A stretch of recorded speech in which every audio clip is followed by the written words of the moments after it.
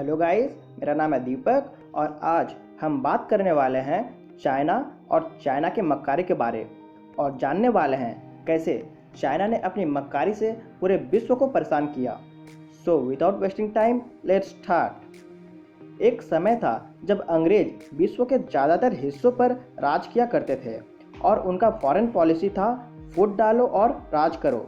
और आज के डेट में चाइना उसी नक्शे कदम पर चल रहा है और चाइना का फॉरेन पॉलिसी है कैप्चर एंड रूल, यानी कब्जा करो और राज करो। और इसी फॉरेन पॉलिसी को अपनाते हुए चाइना ने 1945 में मंचुकुओं पर आक्रमण किया। वैसे तो मंचुकुओ एक वैध देश यानी वैलिड कंट्री नहीं है, क्योंकि जापान ने इस देश पर कब्जा कर इंटरनेशनल लॉ को तोड़ा था और इसी वजह से लीग ऑफ नेशंस यानी राष्ट्र संघ इसे एक देश के रूप में मानने से इनकार करती है। बावजूद इसके चीन ने इसके सभी क्षेत्रों पर दावे किए और रशिया के मदद से चाइना ने इस देश पर कब्जा किया। 1949 में चीन पर आक्रमण। अब आप सोचेंगे चाइना पर आक्रमण कैसे कर सकता है। देखिए, जब मेनलैंड चाइना यानी PRC पीपल्स रिपब्लिक चाइना बना तब बहुत सारे western and southern China mainland China के नियंत्रण में नहीं था और इन्हीं क्षेत्रों में से एक था ROC रिपब्लिक ऑफ चाइना, जिसे हम ताइवान के नाम से जानते हैं। तो ROC यानी ताइवान उस वक्त UN काउंसिल में चाइना को रिप्रेजेंट करता था और मेनलैंड चाइना UN काउंसिल में अपना जगह बनाने के लिए ताइवान पर कब्जा किया। 1950 में तिब्बत पर आक्रमण। 1950 में चाइना ने पृथ्वी के सबसे ऊंचे स्थान पहाड़ियों और वादियों के बीच स्थित बौद्ध धर्म को मानने वाले और शांति प्रिय लोगों का देश तिब्बत पर भी कब्जा किया। 1962 में भारत पर आक्रमण।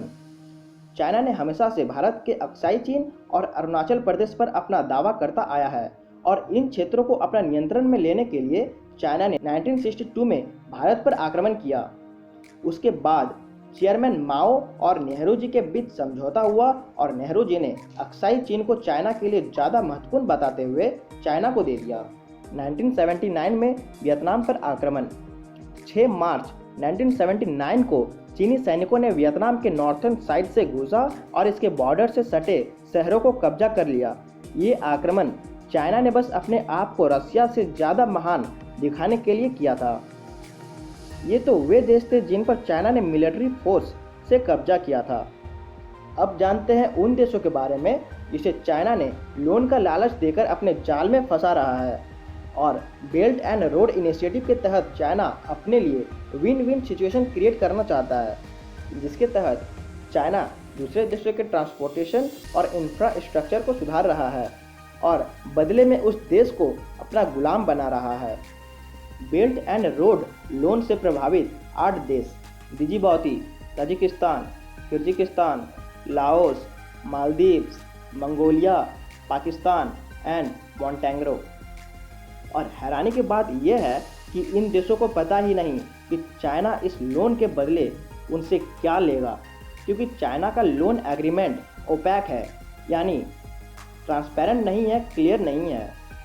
और इसका साफ साफ उदाहरण है हम्बनटोटा डील, जिसमें $1 बिलियन लोन के बदले श्रीलंका को अपना हम्बनटोटा पोर्ट चाइना को 99 सालों के लिए लीज पर देना पड़ा है और पाकिस्तान को तो पहले ही कंगाल बना चुका है। ये तो हमने जाना कि कैसे चाइना ने पूरे विश्व को परेशान करता रहा है और अब हम जानने वाले हैं इस कोरोना वायरस महामारी के बीच चाइना भारत को क्यों परेशान कर रहा है। तो देखिए, मूल रूप से इसके 2 कारण हैं। पहला, जब से बीजेपी सत्ता में आई है तब से बीजेपी ने अपना पूरा फोकस हमारे मिलिट्री एंड बॉर्डर को सुरक्षित करने में लगाया। North east and Ladakh territories में बहुत सारे इंफ्रास्ट्रक्चरल डेवलपमेंट किए, जिससे चाइना की परेशानी बढ़ गई। दूसरा कारण यह है कि कोरोना वायरस आउटब्रेक से चाइना के लोगों का गुस्सा चाइनीज कम्युनिस्ट पार्टी पर बन रही है और इस गुस्से को देशभक्ति में बदलने के लिए चाइना अपने बॉर्डर नेशंस जैसे हांगकांग, ताइवान और इंडिया पर चाइना और चाइनीज गवर्नमेंट का डोमिनेंस दिखाने का कोशिश कर रहा है। पर चाइना शायद भूल रहा है कि ये 1962 का भारत नहीं बल्कि 2020 का भारत है और प्रधानमंत्री मोदी किसी भी हालत में झुकने वालों में से नहीं है। तो आज के लिए इतना ही। मैं आपसे मिलता हूँ नेक्स्ट वीडियो में। जिसमें हम जानेंगे कुछ और अननोन फैक्ट्स। तब तक do like, comment, share and subscribe. जय हिंद, एक भारत श्रेष्ठ भारत। Thank you.